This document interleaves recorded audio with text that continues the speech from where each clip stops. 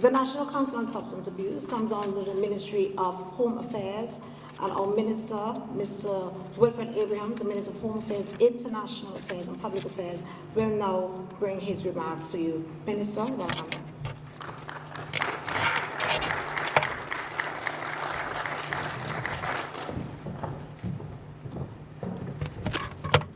I almost wish my ministry did involve international affairs. First of all, allow me to apologize to everybody. My diary had today's address, today's function for 9:30. So for that, I apologize entirely. But even more than that, as I was scrambling to get here for 9:30, I slipped and came out of the shower. And it is only because of my complete determination to be here today that I actually am, because had it not been this function, then I would be at home lying on my bed. I thought to go and pop to the pharmacy and try to get something for the pain, but then I thought how ironic that would be. Me making myself even later to go and get some drugs to come here and stand and talk to you about not abusing drugs. So I hope that my apology is understood and accepted. Just all of the contestants who are here, just put up your hands so I can see exactly where you are. All right, lovely. Good morning. It is my pleasure to deliver these very few remarks at the prize-giving ceremony for the art and writing competition hosted by the NCSA. This also happens to be my first public presentation with the NCSA since assuming the role of Minister of Home Affairs, Information and Public Affairs. As you may know, the NCSA, established in 1995, is the agency tasked primarily with providing drug prevention education. Though this is not the only service outlined in its mandate, as part of its outreach efforts, the Council delivers drug prevention education to persons of all ages at the community and school levels. The latter is particularly important as it is never too early, nor is there ever a wrong time to speak to young people about the inherent dangers associated with the misuse of drugs. In fact, the earlier drug prevention efforts can begin, the better. And we can attempt to reduce drug use and abuse by intervening before the persons even experiment with substances. This is an important consideration, as the recently released statistics from the 2017 and 2018 Drug Information Network, BARDN, shows that 22.6% of the 93 students admitted to the Ed Nichols Center in 2017 and 25.3% of those admitted in 2018 tested positive for marijuana use. Of these students, approximately 9 out of every 10 were males between the age of 13 and 15. So fellas in particular, pay attention. 9 out of 10 of the persons who tested positive for marijuana use in the Ed Nichols Center between 2017 and 2018 were males between the ages of 13 and 15. So how many of the boys in here, all the boys who are participants, put up your hand. 1, 2, 3. Well, luckily none of you are between 13 and 15, but pay attention. The report also showed that the majority of persons seeking substance abuse treatment at both the Center for Counseling and Addiction Support Alternatives and the NCSA during 2017 and 2018 were below the age of 20.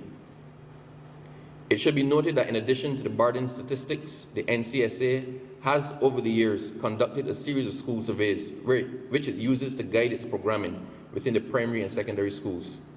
The most recent of these is the 2020 National Primary School Survey, which was completed earlier this year.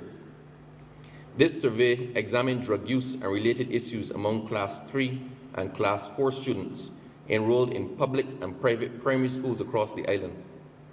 It was designed to determine the prevalence and frequency of drug use, common drug sources and the locations of use, as well as the age of first use for various substances. It also addressed a number of factors associated with drug use, including perceived risk, curiosity, access to drugs, parental involvement, school experience, social media use, video gaming, and bullying. These results will soon be made public, as the NCSA is actively working towards releasing the findings before the start of the upcoming school year in September. An issue as complex and of such growing magnitude as drug misuse, especially among the youth, cannot be dealt with in the simplistic, just say no manner. Communities have changed. Family structures have evolved. Young people need to be provided with increasingly modern tools to fight the scourge of drug abuse. We know that through music, drama, dance, and visual arts, youth can draw attention to problems in their communities, educate each other on the benefits of a drug-free lifestyle, and suggest ways to deter the misuse of drugs. Research suggests that the students who participate in school bands, drama, art clubs, are significantly less likely than non-participants to drop out of school, be arrested, use drugs, or engage in binge drinking. When young people are encouraged to use their creative talents, arts, and performances wisely, it helps them to develop a sense of identity, independence, discipline, and self-worth. Millard-Day and Hetch in 2013 found that the stories youth tell about drugs and alcohol can exhibit how they perceive substance abuse and substance use. It can reflect the influences, the choices they may make in regards to use, and provide insights into how those working in substance use prevention can best influence them to make healthy decisions. It is this last aspect that makes the submission for the art and writing competition so useful to the work of the NCSA, which will use some of the ideas expressed to better deliver its drug education messages and interventions.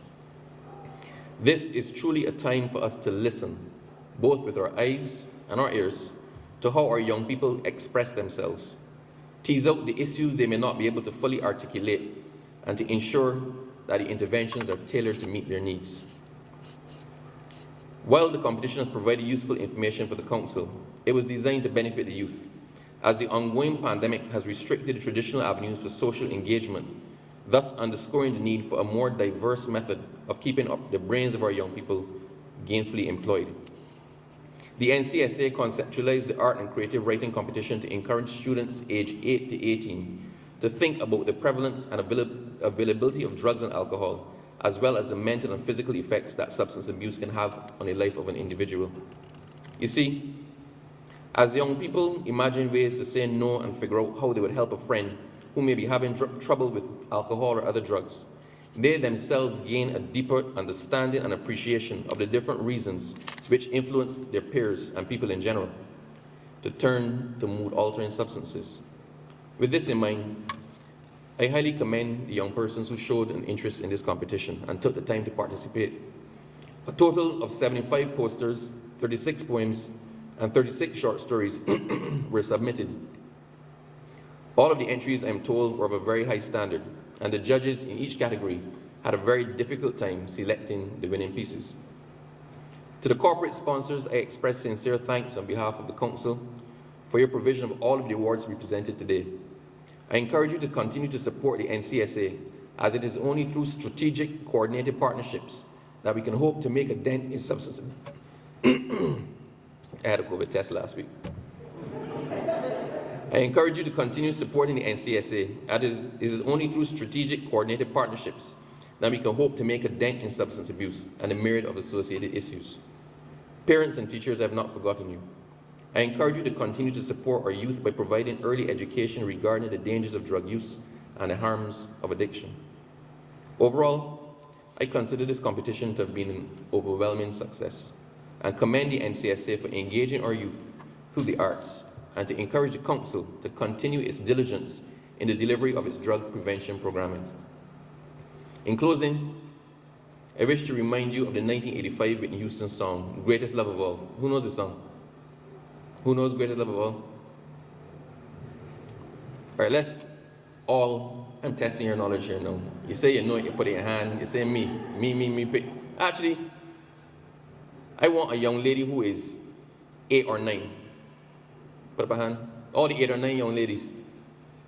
One, well, is you. You know Whitney Houston song, Greatest Love of All? You know the Whitney Houston song, Greatest Love of All? Who's that next to you? Your sister? Sister, you know it?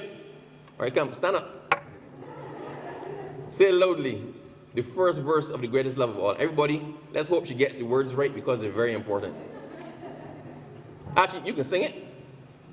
Come. Oh my goodness.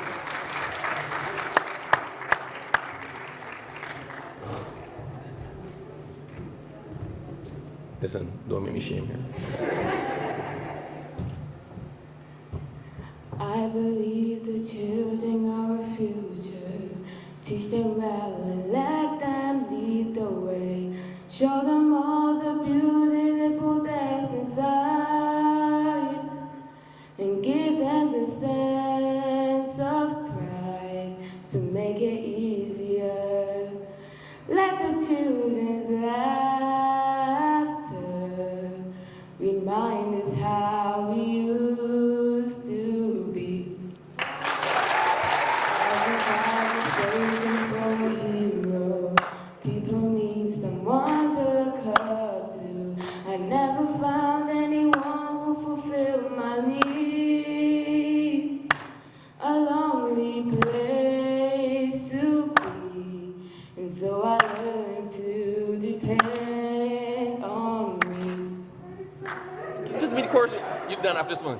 Never to walk in anyone's shadow. If I fail, if I succeed, at least I've lived as I believe. No matter what they take from me, they can't take away my dignity.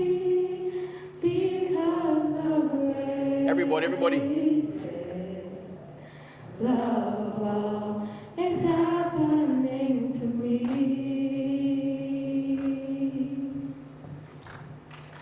I found The greatest love of all inside of me.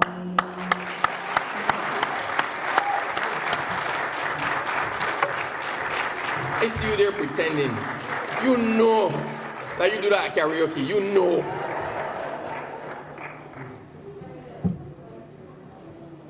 I just want to say this. I can't resist where young people are concerned.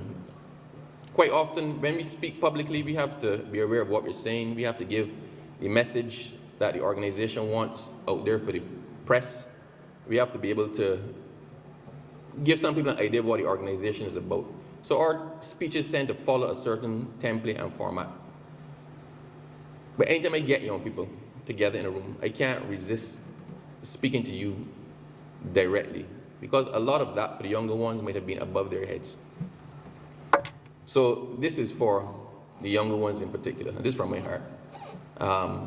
The rest of you can listen and take what you want from it.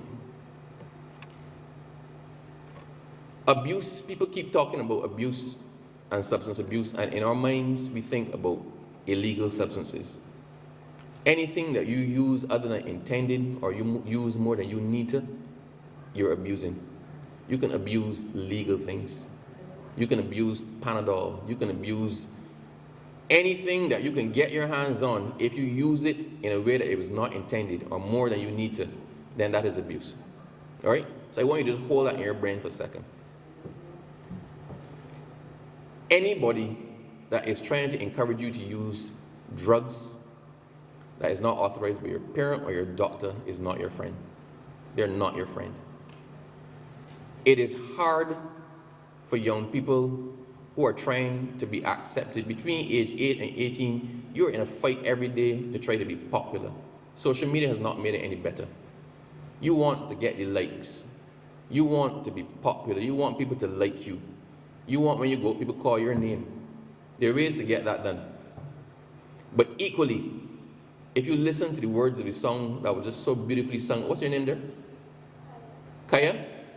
If you listen to the words that were sung by Kaya, the greatest love of all is inside of me. Before you can want anybody else to like you, you must be able to like yourself. You must be able to look in that mirror, and whoever you see looking back at you, that is the person you should love the most in the world. If you love somebody, would you want to do them harm? Children, if you love somebody, would you? There in a matching shirt with your mom. What's your name? Can't hear you, sweetheart. Mommy, she's keeping enough noise at home, right? Always running about screaming. Go again.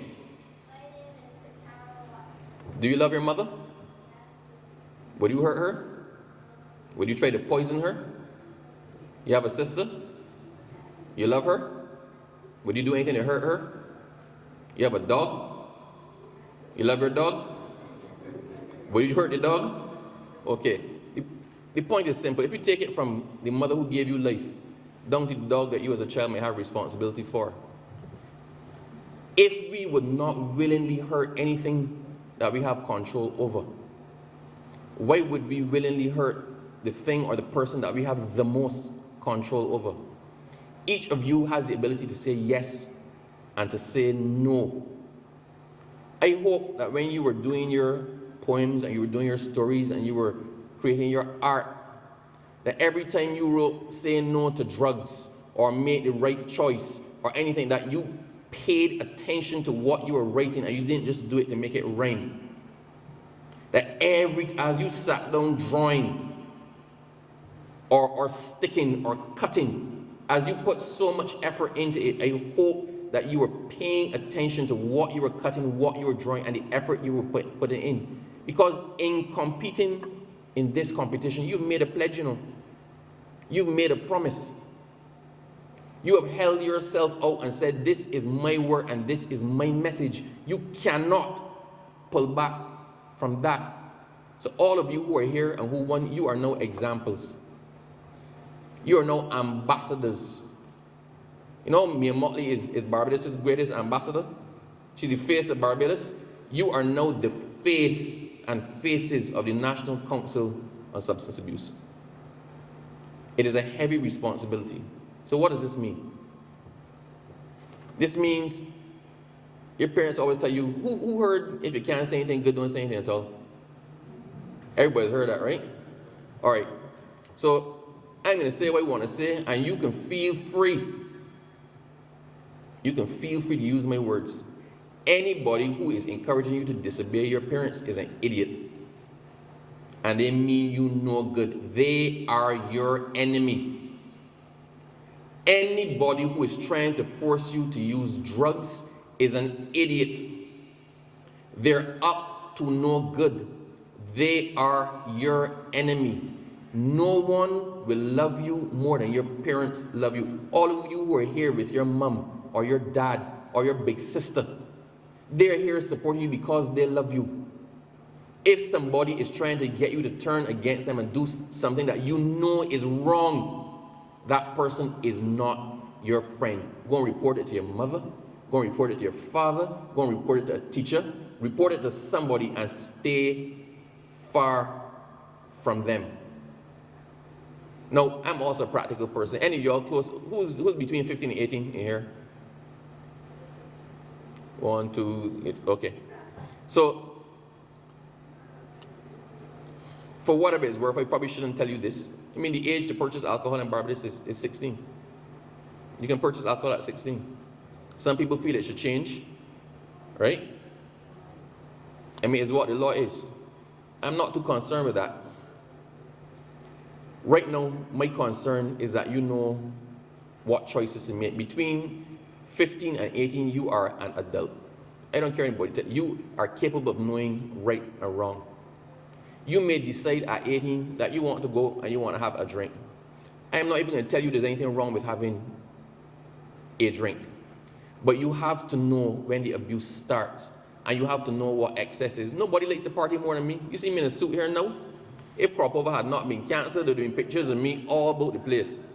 But you would not have seen any with me falling down drunk.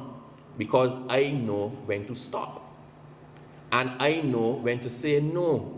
And if I'm driving and I go somewhere and I say, you know what, I am not drinking, there is no person who can get me to take a drink or a sip. And anybody trying to convince me, just take one sip, take one drink, they don't respect my choice. So, the most important thing that you need to know what to do, how to do now, and the most important word that you need in your vocabulary right now is no. It is easy to say yes, because yes is trying to satisfy the person who's asking you the question. Yes is the affirmative. Yes will get you the likes on Facebook. Yes will get you the likes on Instagram. Yes might make you popular at school. But yes is not always the right answer, and you must know how to say the most difficult word, which is no. All right? So children, I'm in real trouble now because, so we're supposed to be doing something for, connected with Mr. Arthur's funeral. There's a viewing, people coming to pay tributes at Parliament, and that was 9:45. So that's why I was even cutting it close here, thinking I was coming here for 9:30. How am I going to get there? I had to beg the Prime Minister for permission. I said, look, it's young people, and I really want to talk to them. So she gave me permission until 10 o'clock. So I'm late for her too. But the point is, nothing for me this morning is more important than being here and talking to you. Press, y'all need to be responsible for how y'all carry this here, right? I used to give ringing trouble as a youngster. But not bad trouble. They got those children that they make you miserable, but you love them. I understand I was one of them. I had a lot of mouth like you. I couldn't sing like you. I used to enjoy myself. I had my own opinion, but equally, I was stubborn. If I wanted to do it, then I wanted to do it, and I would do it for my reasons. If I did not want to do it, there's nothing that you could tell me to make me do something I didn't want to do. Luckily, I came on the right end of the scale. But I've taken that with me now in my career as a lawyer. I've taken that with me in my career as a politician. I know right from wrong. And there's nothing that anybody can do to make me do wrong. If I do wrong, then that choice was entirely mine. All of you in here, everyone, from the youngest one to the oldest one. I'm not going to ask who's the oldest person here because all the ladies in here will start to lie. And we're going to set a good example for the young people. But for all of us, we know what choices are in our best interests. We know what choices are in the best interests of our children. And I wish to urge you to make them. So, children, all of you who participated, that's commendable. I applaud you for that. Actually, everybody should applaud you for that.